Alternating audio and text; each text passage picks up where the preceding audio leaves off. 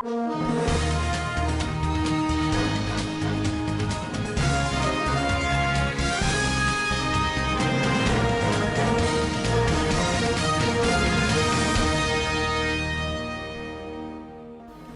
government denies donating millions of naira and HELOC vehicles to bandit. Despite COVID-19 pandemic, FIRS generate 4.9 trillion naira tax revenue in 2020. President Buhari asks AKEREDOLU not to drive headers to leave ONDO state. On business, naira gains at NAFEX window as external reserve increased by $1 billion. On the international scene, Biden sworn in as 46th president at a scaled-back ceremony in Washington. On sports, MESSI banned for 2 matches after historic BARCA raid. Welcome to SVTV News. I am Musa Joy Unyoza. Zamfara state government has described as false and malicious a report published by Sahara reporters accusing Governor Bello Matawale of donating 15 HELOC vans and millions of naira to repentant bandits in 2019. The report says the bandits who are now against the state are using the vehicles to attack innocent citizens and communities in the state. A press statement signed by Special Advisor to the Governor on Media and Communications, Zeylani Papa, says the report is against the ethics of journalism and is aimed at disrupting the relative peace enjoyed in the state. For more on the story, Rahama Ibrahim reports. The statements add that the online news platform will have professionally sought a balance from the government before rushing to press. The government described the move as a careless, a display of quackery and sheer mischief targeted as disabusing the minds of law-abiding and patriotic citizens of Zamfara State. It says it is still honoring the peace accord with repentant bandits, leading to the establishment of Ruga settlements in Maradun local government area. The said vehicles, 200 of them, were donated to security agencies in the state to boost their morale in the fight against banditry and other related crimes. That has been the report. Rahma Ibrahim Dosa reporting for SVTV News Gusau. Effort by Sheikh Dr. Ahmad Gumi to educate, support, and pacify aggrieved Fulani herdsmen that turns into kidnapping and armed banditry achieves a major milestone on Tuesday, 19 January 2021, as his Peace Initiatives mission succeeded in mobilizing and meeting with over 500 Fulani kidnappers and bandits that used to terrorize Zaria-Giwa roads as well as that of Birnin-Gwari area. Reports say that during the historic interaction and preaching session at a remote bush in Sabon Garin Yadi, hundreds of Fulani stakeholders from different parts of the country have also attended. Sabon Garin Yadi is under Giwa local government area of Kaduna State. It is about 65 kilometers from Zaria, while the location of the bush where the armed Fulanis freely preferred and gathered to listen to Sheikh Gumi is a journey of about 30 kilometers with no provision of road network at all. Out of the over 500 armed Fulanis that were present include about 25 of their top commanders. Where are the commanders? Please read up time. Do you understand Arabic language? Okay. I will speak in Arabic and I will ask someone to interpret for you. In Fulfulde or Hausa. Allahumma anni ushidu in ushiduka ya Allah ala Allah asriqa insanan aw mata'an wa ala Allah ashrab al-khamr wa ala Allah azniya wa ala akdhiba wa ushidu Allah ala dhalik. So you have now promised God, the Almighty, and you will stand before God in the hereafter to testify that We promise not to steal, kidnap, kill our fellow human being, drink alcohol, fornicate, and the like. On this, I promise you that I will see the President and request on your behalf for the grant of amnesty to all of you, including all those that were arrested and detained. Da kaina duk wanda aka kama duka a cikinku a dawo da shi. According to news reports, Desert Herald and Arise television station are the only two media that embarked on the difficult and risky journey and can confirm that the federal government, particularly the Nigerian police force, has supported Sheikh Gumi's carrot approach and confidence-building mission as key to any truce that will ensure lasting peace and security, especially in the northern roads that used to record high rate of kidnappings and banditry. Former Governor of Zamfara State, Senator Ahmed Sani Yarima, has said that illegal mining is not responsible for banditry in the state. Talking in a recent interview on a TV program, Politics, on Sunday, Senator Yarima said that the illegal mining is a minor factor, but that the main factor is an attempt by some Western countries to destabilize the country through banditry and other security challenges. He added that the criminal activities being perpetrated by the bandit has no serious economic connotation attached to it. For more on the story, Samira Ibrahim reports. The senator said the wanton killings of innocent lives, both human and animal, plus burning and destroying property, has no intention of any economic gains. According to him, people are coming from neighboring countries into Nigeria to engage in banditry for other reasons rather than of economic. He suggested that in order to succeed in the fight against the bandits, the government should provide sophisticated weapons and equipment to the Nigerian army and other security agencies fighting the insurgents. You see, this illegal gold mining is not, it's just a minute problem. It's not an issue. People are just overblowing it. Illegal mining in Nigeria has been taking place even during the colonial masters. But I want to assure you that what the problem, as I said, is not mining gold. That's the thing that brought the, armed bandit or whatever insurgents you call them. It is just a deliberate attempt by the people, not only Nigerians, people outside Nigeria.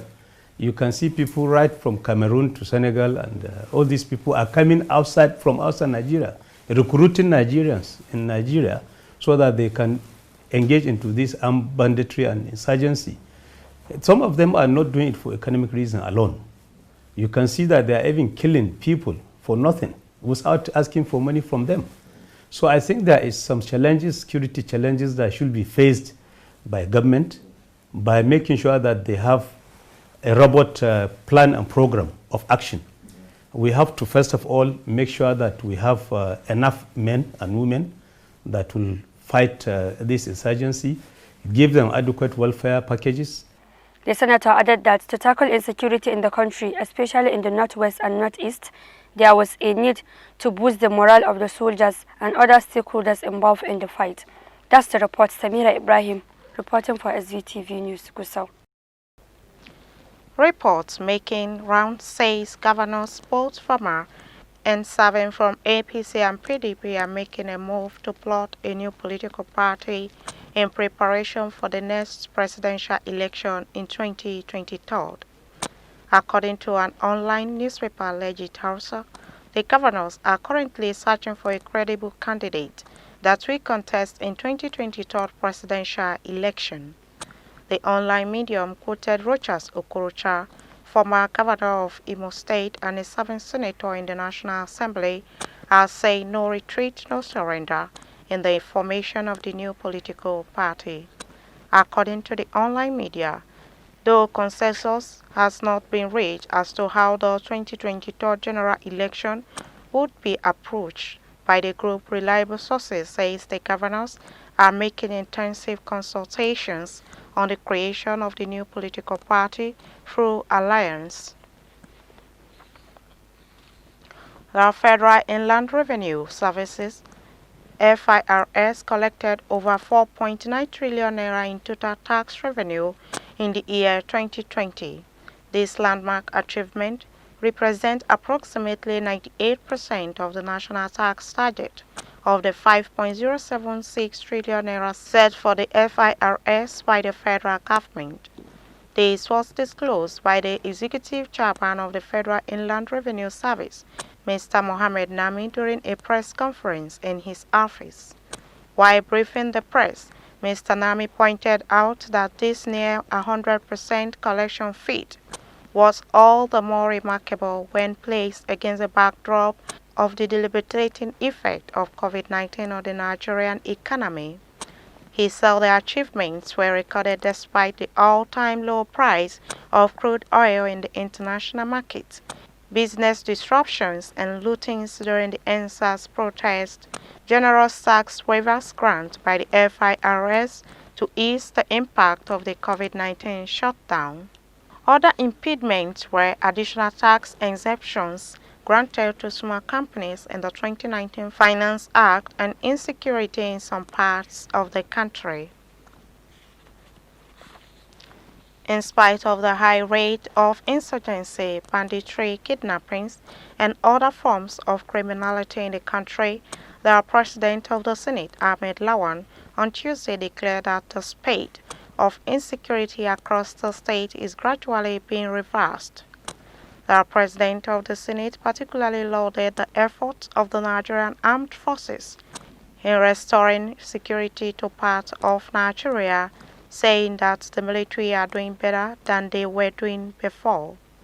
Mr. Lawan, who stated this when he received a delegation from Adamawa State, who paid him a courtesy visit in appreciation to the National Assembly for converting the Modibo Adama University, Yola, into a conventional university that can run medical programs alongside social and management sciences.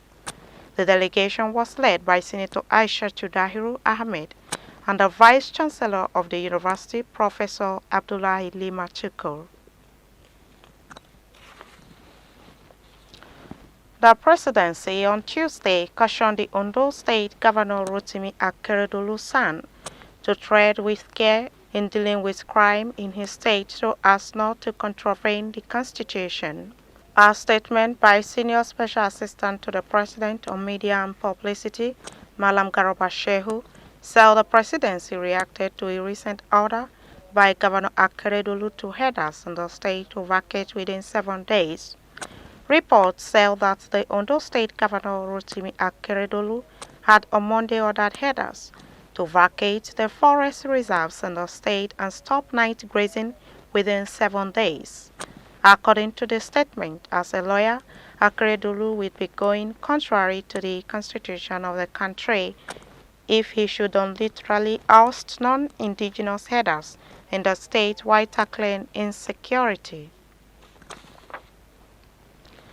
The Executive Secretary, Universal Basic Education Commission, Dr. Hamid Boboy, has inspected the ongoing construction work of Northwest Model School in Daura during a working visit in Katsina State.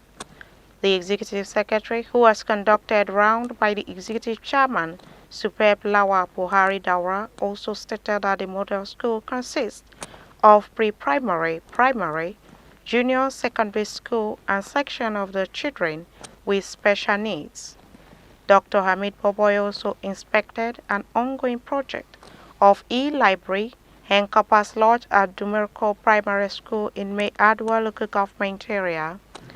According to the Executive Secretary, the project, when completed, will consist of e-library, reception, examination hall, laboratories, toilets, stores and furniture, adding that the Corpus Lodge will provide accommodation for the youth corpus in the school.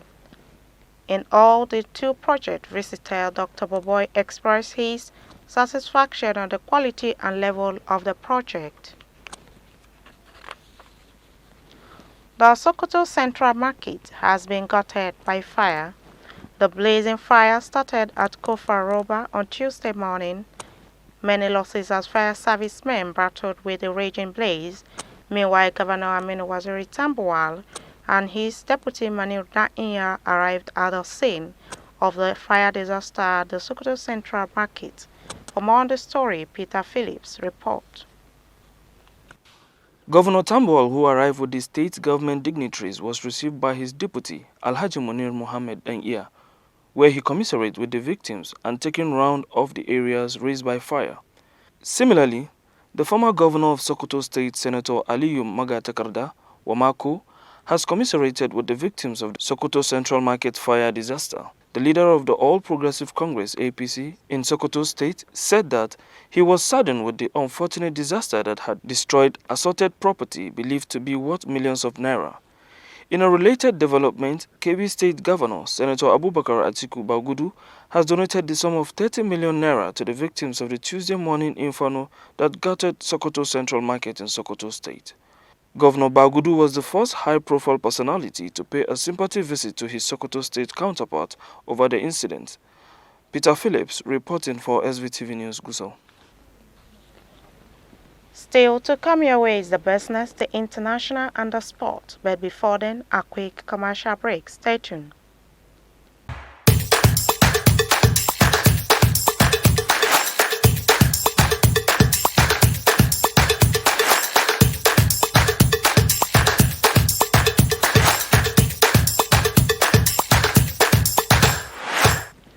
Welcome back. On business, Samira Ibrahim has more detail.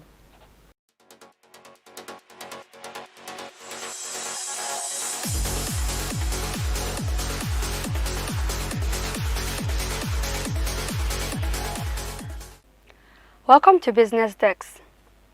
The exchange rate between the Naira and the dollar appreciated, closing at 393.83 Naira to a dollar at the NAFEX import-export window, where forex is traded officially. This is as Nigeria's external reserves added 1 billion naira in 15 days to rise to $36.3 billion.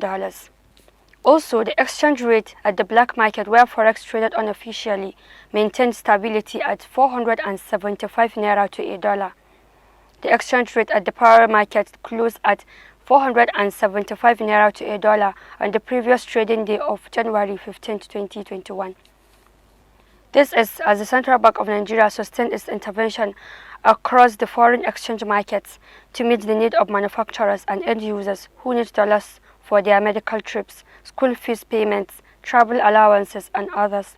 And that's all on Business Desk today. I'm Samira Ibrahim. Thanks for watching and back to the newsroom. Thanks for the business update, Samira. And on the international scene, Joe Biden officially made his move to the White House on Wednesday, January 20th, 2021, as the new U.S. president, with Kamala Harris becoming first woman to serve as vice president after their inauguration in Washington that has been scaled down due to the coronavirus pandemic. The inauguration is a political parade and celebration, a formal ceremony that marks the start of a new presidency, but this year was different as a result of the pandemic. Ahead of taking office, Joe Biden has expressed a message of unity and in particular the need to come together and face the challenges brought by the pandemic that has killed 400,000 people in the United States and caused economic hardship to many. Dublin will be written on my heart. Well, excuse the emotion, but when I die, Delaware will be written on my heart. And the hearts of all of us, all the Bidens. Where 12 years ago, I was waiting at the train station in Wilmington for a black man to pick me up on our way to Washington, where we were sworn in as President and Vice President of the United States of America. And here we are today, my family and I, about to return to Washington to meet a black woman of South Asian descent, to be sworn in as President and Vice President of the United States. As I told Bo on that station waiting for Barack and Hunter and Ashley, I said, don't tell me things can't change. They can, and they do. That's America. That's Delaware. Outgoing Vice President Mike Pence attended the ceremony as are former President Barack Obama and his wife Michelle, former President George W. Bush and his wife Laura, and former President Bill Clinton and former Secretary of State Hillary Clinton. Authorities have boosted inauguration security with the event coming 2 weeks after Trump supporters stormed the Capitol in a deadly riot as they attempted to disrupt the official counting of Biden's election win. And on sports, Sufyan Abubakar has more detail.